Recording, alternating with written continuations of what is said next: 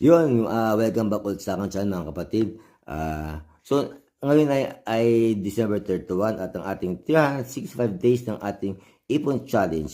Huwag kayong magagalit na kung sasabihin ko sa inyo na sa totoo ay wala akong naipon. Yan. Kasi sa sobrang mahal na mga bilihin ay talagang hindi ka makakapag-ipon. Yun. So, bakit hindi ako nakapag-ipon? Ayan. Kasi, pero ano siya, hindi siya negatibo. Naging positibo siya kasi habang ako yung nag-iipon, meron pala siyang paglalaanan sa future.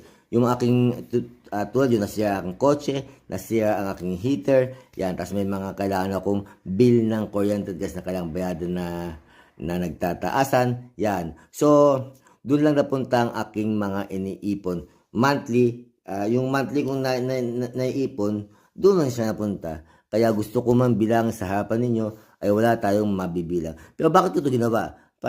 Ginawa ko ito para malibang kayo. Yan. Para makapagbigay tayo ng aliw sa ating kapwa at makapagbigay ng inspirasyon.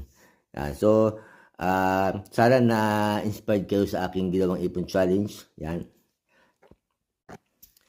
Yan. Na kung tutuusin kung gugusin natin kaya naman talaga natin mag-ipon.